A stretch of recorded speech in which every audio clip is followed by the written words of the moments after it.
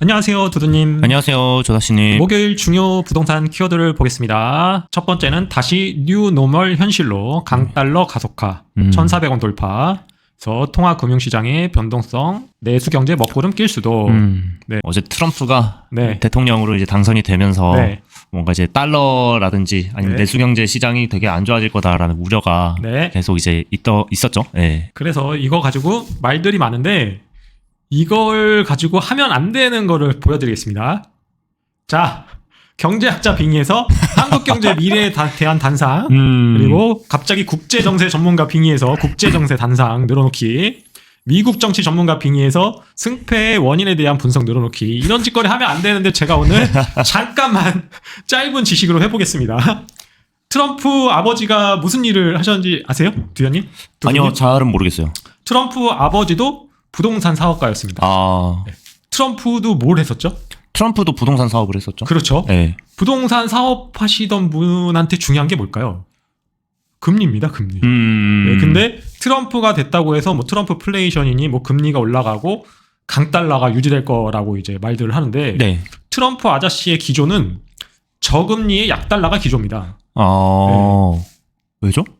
파월하고도 네. 파월 아저씨하고도 싸웠어요. 트위터로 금리 내려라. 네, 2019년도경에 싸웠단 말이죠. 네네네. 왜 그러냐면 약달러의 금리를 내려야지만 미국 기업들을 위한 수출 이익이 증가하거든요. 그래서 이게 어떻게 보면 미국을 위한 미국을 하는 행위가 될 수 있는 거죠. 네네. 그리고 이거를 이제 한국에서 수입을 많이 하는 품목을 보게 되면 원유가 지금 23년도 자료입니다. 원유가 네? 지금 압도적으로 높죠. 그렇네요. 네네. 그리고 수출 국가, 교역 국가를 보면은 중국하고 미국이 있는데 거의 얼추 비슷합니다. 금액적으로 보면. 네네. 그래서 원유를 압도적으로 수입하고 있기 때문에 미국 같은 나라는 셰일가스부터 원유를 그냥 자체 생산해버립니다. 뭐 수입을 안 해도 되는 나라예요. 네네. 트럼프 아저씨는 또 친환경 정책보다는 전기차 뭐 이런 거 별로 안 좋아하죠. 맞아요. 네, 근데 머스크가 지금 태웠죠.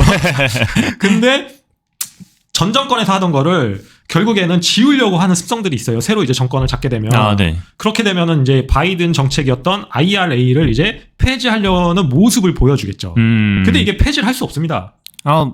네, 상하원에서 통과가 안 될 거예요. 네. 그리고 그거를 이제 압박을 하겠지만 결국에 그런 것들을 없애지는 못합니다. 왜 그러냐면 오바마가 당선되고 나서 한 게 뭐였죠? 정책으로? 기억 안 나시죠? 잘 모르겠어요. 네, 오바마 케어를 만들었습니다. 오바마 케어요? 네. 근데 트럼프가 당선되고 나서 오바마 케어를 없애겠다고 했습니다. 못 없앴어요. 트럼프가 당선되고 나서 바이오 주식들, 제약 주식들이 떡락을 했어요. 네. 미친 듯이 빠졌죠. 근데 그때가 저점 매수의 절호의 찬스였습니다. 그러고 나서 다시 유유히 상승을 했다는 거죠. 네. 그래서 어제 같은 경우도 우리나라 한국 주식시장이 2차전지 관련주들이 폭락을 했죠. 네. 거기가 제가 봤을 땐 거의 저점의 찬스일 겁니다. 네, 이거는 지울 수가 없습니다. 그리고 계속적으로 다시 유유히 올라갈 거라고 보여집니다. 그래서 제가 봤을 때는 이 1,400원 돌파 이 내용 가지고는 뭐 한국이 위험하다 이런 얘기 하는 거는 좀 잘 모르는 것 같고 네네. 결국에는 해리스가 되던 트럼프가 됐던 관계가 없습니다. 누가 되던 그거는 뭐 지울 수도 없고 어쨌든 거기에 대해서 조금 더 비중을 낮추고 올리고 할 뿐인 것이지 네. 이걸 가지고 전체 전 나라를 흔들 수는 없다라는 거죠. 네, 왜냐하면 트럼프 아저씨가 뭐 중국, 한국 가지고 뭐 환율 조작국이네 일본한테도 막 그런 거 가지고 자기네를 환율을 낮추려고 엄청난 노력들을 했단 말이죠. 그래서 그 기조는 바뀌지 않을 것 같습니다.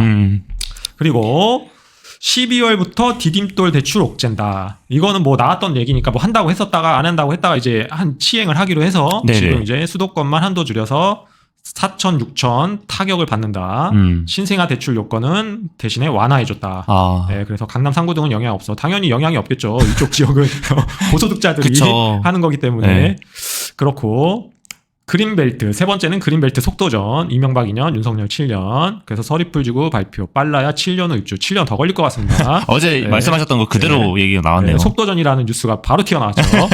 속도전입니다, 무조건. 그리고 전문가 예산이 공급 속도 좌우 국회 통과 난항이 예상된다. 그래서 이거는 환경 단체도 반발할 것이고요. 네. 그 토지를 갖고 있는 토지주들의 시세 차익 가지고도 문제가 이뤄질 거고요. 네. 그리고 또 이게 하나 문제가 이뤄질 게 뭐냐면 요즘에 사기 사건들이 엄청나게 많습니다. 맞아요. 네. 그래서 뭐 지금 유튜버드가 사기쳤죠. 네. 그리고 분양의 여왕이라고 또 가스라이팅 사기가 있었죠. 근데 이 그린벨트를 하게 되면 또 문제가 하나 더 생기게 됩니다.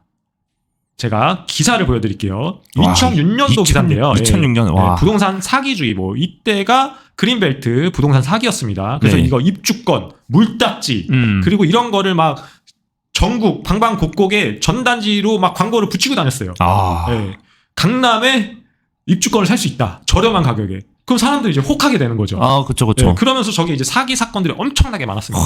그래서 이 지금 최근에 사기 사건들이 엄청 많은데 여러분들은 사기 사건을 상당히 조심하시고요. 그리고 요거 또 하나 문제가 되는 건 그린벨트를 풀었다고 해서 부동산에 영향이 없습니다. 이거는. 뭐 장기적으로는 영향이 있을 수 있겠죠. 근데 단기적으로 부동산에 물량이 공급된다고 해서 이 시장이 잡힐 수는 없다고 보여집니다. 왜 그러냐면 강남 쪽에 지금 들어가는 2만여 가구의 물량 중에서 네. 지금 1만 가구 지금 보시면 1만 1000 가구는 신혼부부용 장기전세 주택으로 공급을 한답니다. 네. 그렇게 되면은 여기서 한 9천 가구가 남게 되는 거죠. 9천 가구 중에 또 임대 물량이 있을 거고 그렇게 되면은 한 6, 7천 정도밖에 물량이 안 나올 것 같은데 그 물량으로는 답이 안 나오죠. 예, 그거는 상당히 적은 물량이기 때문에 답이 안 나오고 그리고 또 이게 되게 웃긴 게 신혼부부한테 엄청난 혜택을 주는 것 같은데 말이 또 안 되는 것 같습니다. 이게 지금 10년 거주 후 출생아 수에 따라서 또 10년을 연장해서 20년까지 살 수 있는데 20년 살다 보면 또 분양 전환을 할 수 있는 기회를 주는데 2자녀 출산하면 90%, 3자녀 출산하면 80% 가격에 살 수 있대요. 20년 후에. 근데 지금 2일대 아파트 가격이 얼마인지 아세요? 얼마죠? 지금 보면 요렇게가 이제 일대거든요. 지금 서리풀 쪽. 와. 네. 지금 보시면 제가 동그라미를 한번 그려봐 드릴게요. 네네. 이렇게가 이제 크게 보시면 이렇게 보시면 됩니다. 바운더리를. 네. 근데 여기 청계산역 주변에 지금 13억, 12억, 뭐 15억, 네.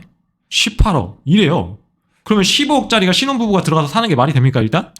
말이 안 되죠. 네, 가격적으로 말이 안 되는데 그냥 네. 이제 20년 있다가 이거를 살 수 있는 기회를 준다고 하니까 20년이면 이 아파트가 얼마나 될까요? 가격이.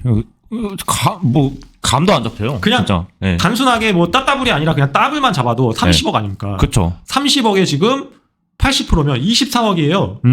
24억에 사. 신혼부부가 24억에 살 수 있습니까? 뭐 나중에 가면 뭐 로또 20년을 살았으니까 신혼부부는 아니겠네. 그러면 이제 그거를 뭐 모으고 해서 그거를 어떻게 삽니까 저거를? 그쵸. 말이 안 되는 거죠. 일반적인 서민은. 네, 그래서 이거는 정책이 좀 잘못됐다. 라고 보여집니다. 뭔가 실효성이 없다. 그래서 제가 그린벨트 이거를 어제는 속도전이라고 했고 지금 이 정도 물량 갖고는 부동산 시장에 영향을 줄 수 없다. 네. 그리고 그린벨트를 하게 되면 사기 사건들이 또 생길 수 있으니까 조심하셔야 된다라는 말씀을 전달드립니다. 그리고 예상대로 둔촌주공 대출길 열렸다. 잔금 대출 시작하는 국민은행 대출 억제 기조 맞춰 최대 3천억으로 제한. 시중 은행들도 금리 한도 등 검토 중. 제가 이거 뭐라고 했었죠? 제가 막 그런 건 아니면 했제? 제가 뭐라고 했제? 네, 그쵸. 은행들의 기조가 뉘앙스가 살짝 바뀌었다라고 그때 말씀을 맞아요. 드렸어요. 눈치만 보고 있을 뿐이라고. 눈치 싸움 중이라고. 네. 네. 그리고 연말이고 하니까 그리고 내년에 또 대출 한도 총량이 초기화? 그게 리셋이 돼서 총량이 네. 열리면 또 입주가 3월까지니까 신경 쓸 필요 없다라고 이제 말씀을 드렸습니다. 그 방향대로 지금 가고 있는 것 같고요. 네. 그리고 10월 서울 아파트 경매 건수 4년 만에 최다라는 뉴스가 있는데 이것도 자세히 뜯어보면 대출 규제 강화로 서울 외곽 아파트가 이제 늘었고 네. 강남의 주요 재건축 단지 등은 강세라고 합니다. 그래서 이것도 보면은 이 경매 건수가 엄청 늘었다고 해가지고 부동산 끝났네 이게 아니라 결국에는 주요 입지 핵심지들은 강세라는 거죠. 그래서 이것도 이제 원문을 이제 보게 되면 이 하단에 강남 지역 재건축 아파트 대단지가 강세를 보였다. 지금 감정가 19억짜리가 25억 6천에 매각이 됐다라는 겁니다. 그래서 감정가를 100%를 상회하는 거죠. 네. 그래서 낙찰가율 100%를 넘기는 지역이 강남 3구다.